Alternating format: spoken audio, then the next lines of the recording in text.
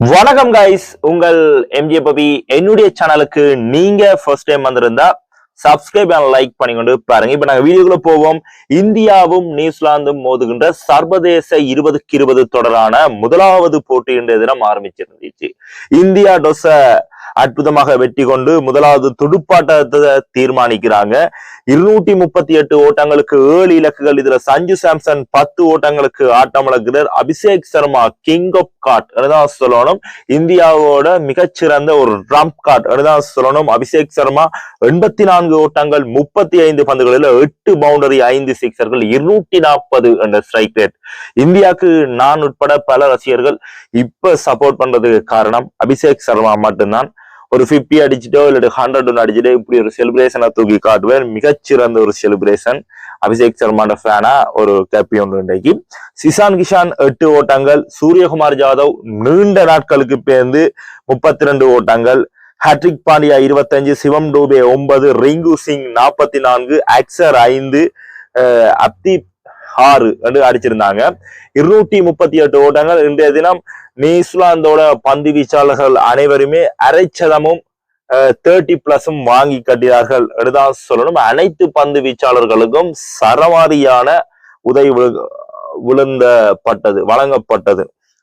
சரி, இந்திய அணி மிகச்சிறந்த ஒரு ஓட்டத்தை வைக்கிறாங்க. 238 என்ற ஒரு டார்கெட்டை. இதுல அபிஷேக் சர்மா 240 என்ற ஸ்ட்ரைக் ரேட்ல விளையாடி 85 ஓட்டங்கள். சதம் தவறவிடப்பட்டிருந்தாலும் அடிக்கிறது பவர் பிளேக்கு முன்னரே அடிச்சு முடிக்கணும் என்றதுதான் அபிஷேக் சர்மாவோட கொள்கை. மிகவும் சிறப்பாக நேர்த்தியாக செய்திருந்தாரு. சரி, இப்ப நியூசிலாந்து என்ன செஞ்சிருக்காங்க என்றதுதான் இப்ப வீடியோல பார்க்க போறோம். உங்கள் எம்ஜே பவி நியூசிலாந்து என்ன செஞ்சிருக்காங்க என்றதை பார்ப்போம். நியூசிலாந்து டீம் என்ன செஞ்சிருக்காங்க என்றதை பார்த்தா, டெவான் கோன்வை எந்த ஒரு ஓட்டத்தையும் எடுக்காம 2 பந்துகள்லயே நடைய கட்டியிருந்தாரு. ரோபின்சன் புது ஒரு டெஃபியூ பிளேயர்னு தான் சொல்லணும். ஃபர்ஸ்ட் மேட்ச் 21 ஓட்டங்கள் 15 பந்துகள்ல 1 சிக்ஸர் 2 பவுண்டரி. அதுக்கு பிறகு ரச்சின் ரவீந்திரா வந்த வழியை பார்த்து கொண்டு 1 ஓட்டங்களை எடுத்துக்கொண்டு நடைய கட்டியிருந்தாரு. ஹார்திக் பாண்டியா அந்த பந்து பரிமாற்றத்துல நியூசிலாந்து டீம்லயே மொத்த நியூசிலாந்து அணியையுமே தாங்கி வச்சிருக்க ஒரு ஃபீல்டராக இருக்கலாம், ஒரு பந்து வீச்சாளராக இருக்கலாம், ஒரு சகல துறையாகவும் தாங்கி இருக்க ஒரு பிளேயர் கிளென் பிலிப்ஸ்.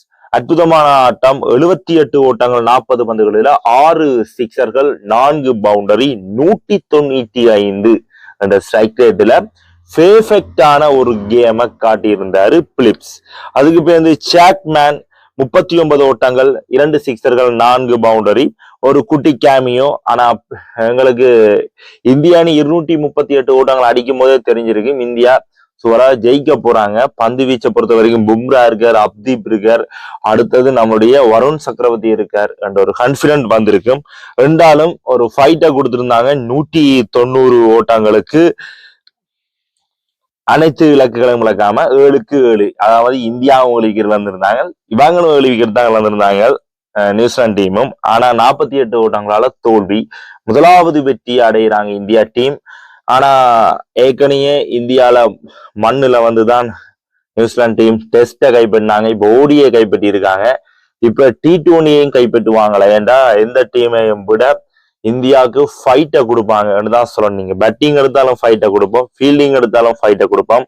அந்த மாதிரி எல்லா துறையிலையும் கலக்கிற ஒரு டீம் தான் நம்மளுடைய நியூசிலாந்து டீம். நீங்க சொல்லுங்க கொமெண்ட்ல, என்ன மாதிரி நியூசிலாந்து டீமா இல்லாட்டி இந்தியா டீமா இந்த T20 வேர்ல்டு கப்பை தூக்க போறாங்க?